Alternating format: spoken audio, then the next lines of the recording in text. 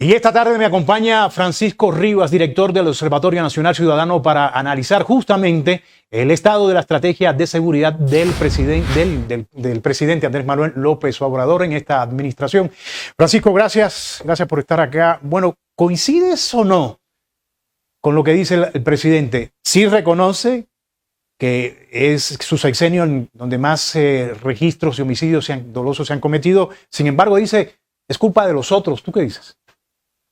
Pues querido Rey, un gusto estar contigo y tu auditorio. Lo primero es positivo que una autoridad reconozca el fracaso de una de sus políticas públicas.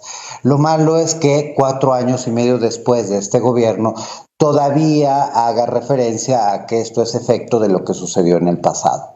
¿Por qué? Porque pues a estas alturas cualquier política pública debió haber tenido algún tipo de efecto.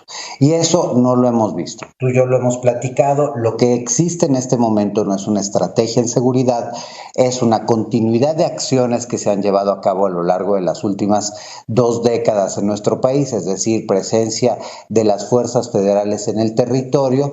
Pero más allá de eso no hay nada. Hay una retórica muy efectiva relacionada con el famoso abrazos, no balazos, que en la realidad no se desdobla en absolutamente nada. El presidente ha insistido que su política es una política preventiva. La prevención del delito requiere de ciertas características, requiere de inteligencia, y eso se destruyó con esta administración. No tenemos eso. Las políticas sociales que se implementan deberían tener características de diagnóstico situacional que no tienen. Se está distribuyendo una cantidad enorme de dinero a poblaciones sin criterio alguno, y esto ha tenido como efecto el abandono de millones de jóvenes de las escuelas, de aumento del consumo de drogas, del aumento del consumo de alcohol por parte de jóvenes que hoy se encuentran sin trabajar y sin estudiar. Paralelamente ha habido un recorte presupuestal enorme para las policías y fiscalías estatales, hoy cuentan con menos del 40% de lo que tenían el sexenio pasado. Estamos gastando el total de lo que se gasta en seguridad en nuestro país, es menos de la mitad de lo que se gastaba en el sexenio de Calderón. Hoy tenemos unas policías municipales desmanteladas, es el 3er año que no reciben ni un solo peso de la Federación para su fortalecimiento, es decir, se les descompone una patrulla, ni eso tienen cómo arreglarlo. Y paralelamente la autoridad federal se ha focalizado en cuestiones políticas, de persecución política y no de persecución del delito. La Fiscalía General de la República... O sea, Francisco, que el ejército en las calles no ha resuelto nada, entonces. Porque esa es la gran apuesta. No ha resuelto nada. Bueno, tendrá que... No, adelante. No ha resuelto nada porque no sabe qué resolver. No hay una planeación, no hay prioridades y tampoco capacitación. La Guardia Nacional, que sustituyó a la Policía Federal, tiene pocas horas de capacitación comparados con los 14 meses que tenía Policía Federal y con las competencias específicas. No han pasado controles de confianza, el perfil es un perfil mucho más bajo. Y de nuevo, si tú no tienes un proyecto, pues ellos no van a saber qué responder. No solo es el sexenio con más homicidios, es el sexenio con más violencia de género, con desapariciones de personas. Han desaparecido más personas en estos 4 años y medio de gobierno que en los 2 sexenios anteriores. Tenemos también el mayor problema en términos de extorsión, de privaciones ilegales de la libertad, de robo a transporte de carga, de robo a negocio, narcomenudeo, trata, fraudes. Es decir, el nivel de incidencia delictiva y violencia es enorme, la participación de la delincuencia en las elecciones es enorme y no hay sanciones para ello. Te decía, la Fiscalía reporta entre un 60 y un 80% menos de decomisos de dinero, de armas, de drogas, de piratería, de contrabando, de sentencias condenatorias. Es decir, no estamos teniendo resultados. Se habla entonces históricos.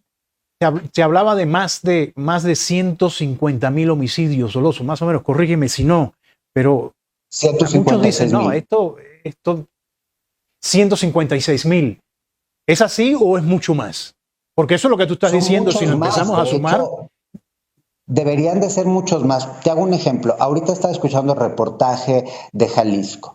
Ahí el gobierno local y la autoridad federal debió haber reportado, como reportan todos los días, esas 7 víctimas de homicidio doloso, independientemente de si son o no los del call center. Y cuando volteas a ver la estadística no los encuentras. El mes pasado hubo 128 secuestros en San Luis Potosí que no aparecen en la estadística. Es decir, serían muchos más si estuvieran contando bien los números, si no estuvieran mandándolo a otras bases de datos como es la de otros delitos que atentan contra la vida y la integridad personal que se encuentran en máximos históricos, o si estuvieran buscando las 40,000 personas que han desaparecido en este sexenio. Tan solo buscando esas, probablemente los números de homicidios serían 10, 20,000 más. Este sexenio terminará con por lo menos 185,000 muertos. El total de la tasa, 185,000 muertos. La proporción de habitantes respecto al número de homicidios de todo el sexenio de Peña fue de 109 homicidios por cada 100,000 habitantes. Hoy ya vamos en más de 100 Francisco, homicidios. Me queda un minuto y no quiero pasar por alto que tocabas el tema justamente de Jalisco, lo que está pasando y con la desaparición de estos 7 jóvenes. ¿Cuál es tu lectura de eso? Y cerramos con esto.